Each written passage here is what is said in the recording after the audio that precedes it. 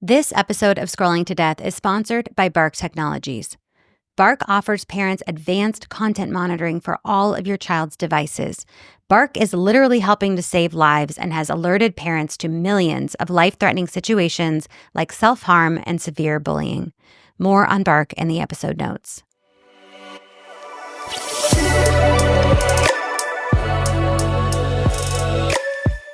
Welcome to the Big Tech Gut Check here on Scrolling to Death. This is a weekly update for parents on all things social media and big tech. Before I get started, I just have to send my love and support to the families who were affected and lost loved ones in the plane crash in DC. When things like this happen, it's hard to process. And after the fires here in California and now this, I think we're just all holding our loved ones a little bit more tightly. Okay, but let's get into the updates for the week of January 27th.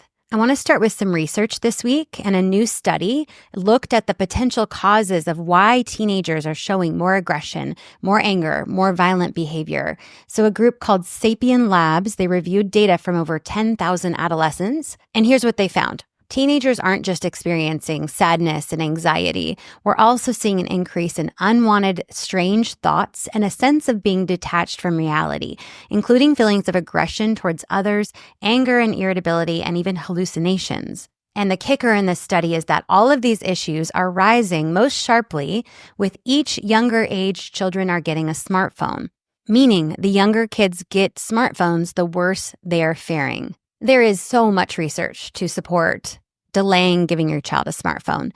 And even when that time comes, which experts are recommending like 13 or 14 years old, give them a safer device. The Apple devices and iPhones are super hard to lock down. They're going to be much more work for you, the parent, and you'll probably be unsuccessful in fully protecting them. Now, none of this delaying can happen without also having conversations with your children about what they could see online. Because you could be delaying, but they can also see things on their friend's device or a school-issued device. So communication is key.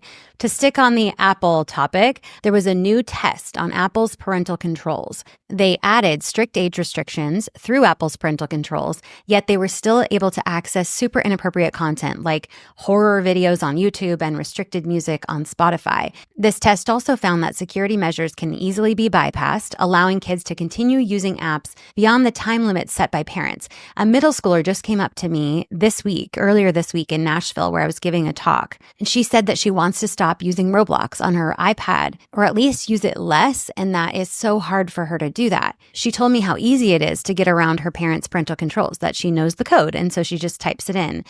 And she wants to stop, but she just can't. Because apps like Roblox and social media platforms are built to be super addictive to children.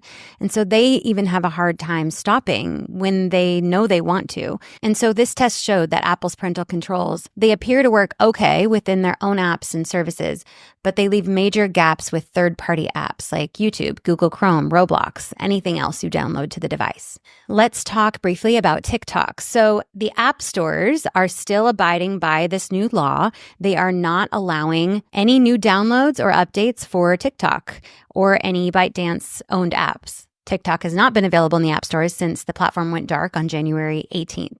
They're abiding by the law because they could be fined a ton of money. So basically, if Apple App Store, for example, offered TikTok again, they would be fined $5,000 per user that they help to access TikTok.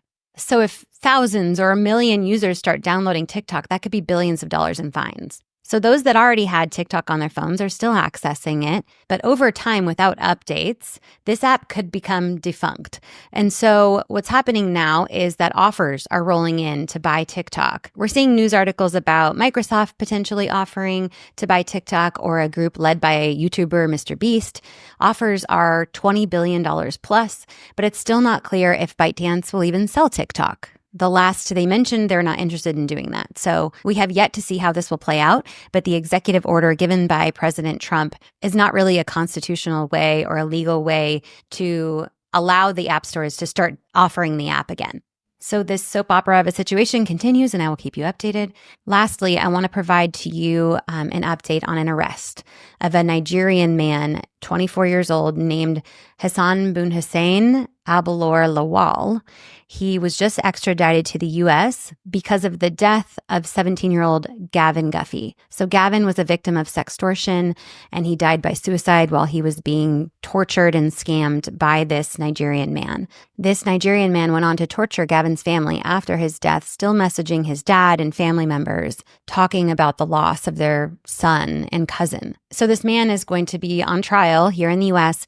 for charges of child exploitation resulting in death, distribution of child sexual abuse material, coercion of a minor to engage in sexual activity, and several other charges. He could face up to life in prison. And this is a good update and I hope brings some peace to the Guffey family. But the fact is that young people, particularly teenage boys, are still being targeted, specifically on Snapchat and Instagram, by scammers located in West Africa. The scammers are acting like they are teenage girls, flirting with the boys, getting them to send a nude image, and that's when the scam starts. They ask for money or the photo will be sent with the child's family and friends. We now know of 42 suicides of teenage boys in the midst of this sextortion scam, and some of them took their life within 30 minutes after being contacted by the scammer. The big lessons around this are that you can't trust anyone online. Literally no one. Also, you can never send an image of your body and never provide personal information to somebody online.